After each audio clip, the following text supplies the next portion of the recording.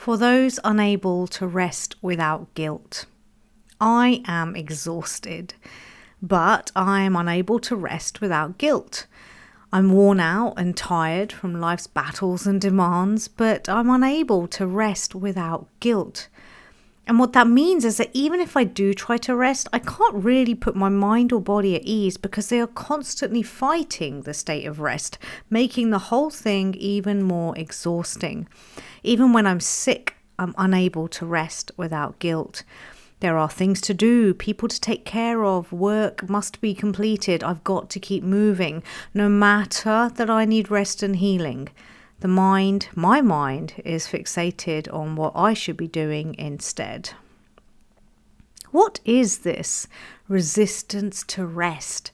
This fear of it? Why am I so afraid to rest? What will happen if I stop? What will happen if I rest? Why do I feel so guilty when I rest? There are many layers to the answers to these questions. There are a number of underlying beliefs and perspectives that are roadblocks on the path to rest. Let's have a look at a few. Number 1, I'll get left behind. The world will move on without me if I'm not active within it. Rest means inactivity and I will get left behind.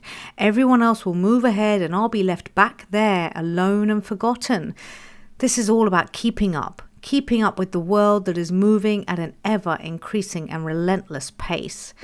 If I stop to rest, I'll get left behind, and that is scary, at least to our animalistic tribal mind.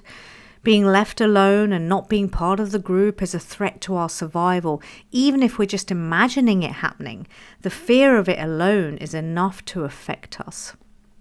And so, when our mind, body and soul yearns for a break, we ignore it and keep on pushing forward because we have to keep up, even if we're not sure where we're going. Number 2, I'll lose control of my life. My fear of resting is also linked to a fear of letting go. Rest means to put down the reins and stop directing your life and all that's in it and relinquishing control for at least a few moments. What will happen, though, if you dare to do that? The idea of it feels very uncomfortable to me. Will everything fall apart? If I'm not doing my life, who is? I have to keep on top of it, surely. Herein lies a deep sense that it's all on me. There's no room for the awareness that I'm part of something much greater, like the entire planet and all its beings, let alone something even huger like the universe and God. From this perspective, it's just little old me, and my life is 100% in my control and dependent on my doing. So to stop doing would mean a kind of death, and of course this again triggers my innate need for survival, and so I cannot stop. I must keep marching on. I must stay alive. I must be in control of my life. I cannot rest. Number 3, my worth is based on what I do. Beyond all of the above is a deep-seated belief that within me, I don't feel worthy to just sit and be.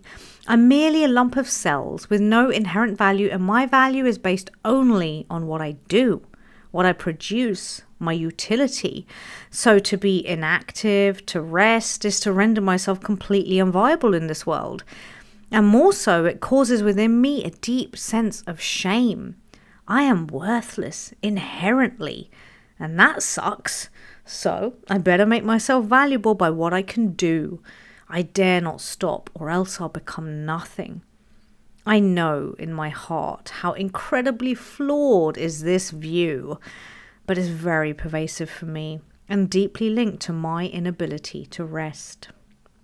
Number 4, lack of love and self-compassion. Alongside all of this that I've mentioned so far is a sense of harshness against oneself. For me, it's a stark lack of love and self-compassion. It's almost self-harming, self-abuse. I mean, if we saw a working farm animal being pushed to its knees, not getting enough rest or recovery, we would find this abhorrent. Yet we do it to ourselves, at least I do. I lack self-care and compassion in this respect. I lack gentleness with myself, the kind that I have in abundance for others, but I cannot seem to find it when it comes to me. Even when it hurts and harm is being done, it's really hard for me to stop and rest. Number 5, I'm waiting for permission to rest. This one hits very deep for me. It's giving me an aha moment. I can't rest until someone else allows me to. I need permission, approval, direction, and instruction to say, rest. You're allowed. Right now, do it. And perhaps even, here's how to do it. This may sound so bizarre, but it makes total sense to me based on my upbringing, and it will to you too if you grew up in a hyper-controlling environment. Were you taught to recognize, honor, and follow your own intuition and inner wisdom, or only to follow the instructions given by others? Did all your direction come from outside as opposed to from within you? Of course, as children, we need a level of instructing from the outer world, but that's not the same as being so strictly controlled that you lose touch with your own inner knowing and sense of self, and may even actively be encouraged or demanded to ignore your inner knowing and sense of self. You may be taught to relegate it. You may even be told that it's wrong, that you are wrong. And so you learn that you can't trust yourself. You lose your sovereignty and your autonomy. You lose your ability to self-govern, which means that when your inner voice says, I need to rest, you ignore it and you wait for an outside voice to tell you the same. Even if that voice never comes, you will keep waiting. And in the meantime, you'll suffer. Let's look at how we move forward. None of the above is a healthy, sustainable way to live. We need rest, we need recovery, and we have to allow ourselves to have it. Here are some of my current thoughts on reprogramming our behaviors and healing the guilt and shame around rest. Number 1, we have to choose a new source of permission. Our permission to rest cannot come from the outer world or anyone in it. The world will not direct us to rest. Tell me, do you see it out there? Who out there is encouraging you to slow down, to take a break, to take time off? It may be happening in some places, but do you think it's common for most people? I don't. The whole system is set up to drive you and use you almost continuously and constantly. Much of Western humanity is in a race to the grave, full of stress and exhaustion by the time they get there. I wouldn't look out there for permission to rest, or indeed for permission at all. You also can't get permission to rest from your traumatized mind and childhood conditioning. That's where all the thoughts like I'm not worthy come from in the first place. You picked this stuff up when you were young and it's still talking to you. It's still driving you. It's not the place of higher wisdom or authority. Do not seek there. Instead, our permission must come from one or both of two places. Some would say they are one and the same. I'll leave that for you to decide. Here they are. Number 1, from your own intuition. Your own inner wisdom and the nudges, signs and signals from your body telling you to rest. Listen to that. That is your permission. Number 2, from God, from a higher power. If you have a relationship with something greater than you and you seek guidance from it, it may also guide you lovingly to rest. If so, listen to that. That is your permission. Just don't look to the outside world or to your wounds for permission to rest. You won't get it. Number 2, treat yourself like a child you love. I teach this advice in all walks of life and all types of challenges. It's really so transferable and so useful. And it is simply this. How would you treat a child that you loved in this situation? For example, if a child is exhausted, if their mind, body and soul are yearning for rest and they keep pushing themselves and they feel bad and guilty for wanting to stop, what would you do? What would you say to them?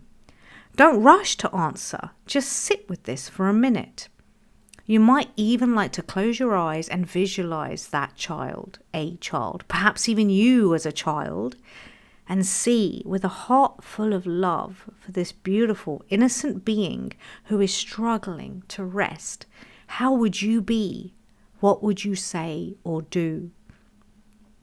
Once you have the answer, do that for you.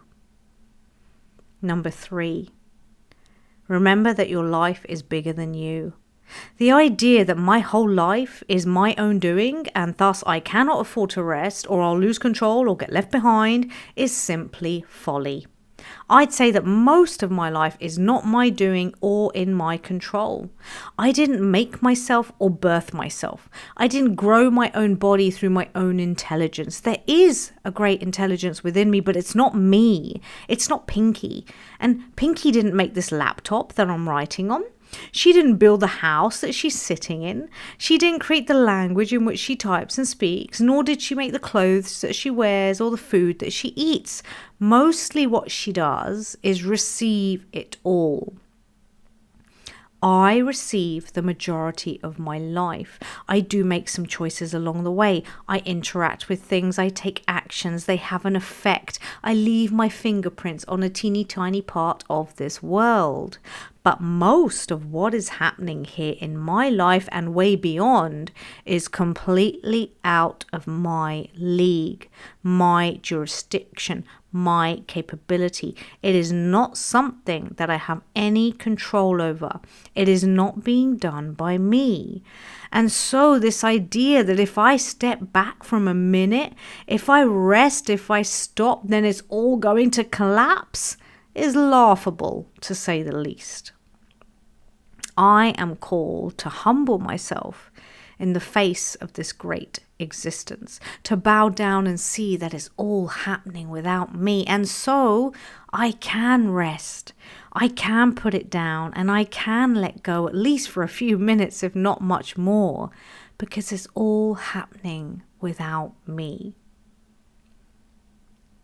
Number 4. Redefine rest. I will close with this final thought that we should redefine rest. We think mistakenly that rest is doing nothing, a complete halt, a full stop, but actually it's not. When you rest, your body, for example, is regenerating. We have a state in our nervous system called rest and digest, and that is literally what it does when we are calm and relaxed. Lots of good, healthy functions are happening when we rest.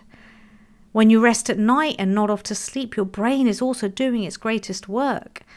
It's cleansing itself. It's regenerating and sorting and assimilating the information from the day. It's ensuring that your mind can be on top form the next morning. There's nothing passive about rest. It's not in the way, it's on the way. It's fully, integrally part of the process. Rest is fundamental and natural. Avoiding and denying it is not. I'll leave you with a quote commonly attributed to Nicola Jane Hobbs. Instead of asking, have I worked hard enough to deserve rest? I've started asking, have I rested enough to do my most loving, meaningful work? Until next time, I hope you enjoy your rest, and be sure to let me know what you think about this piece in the comments below.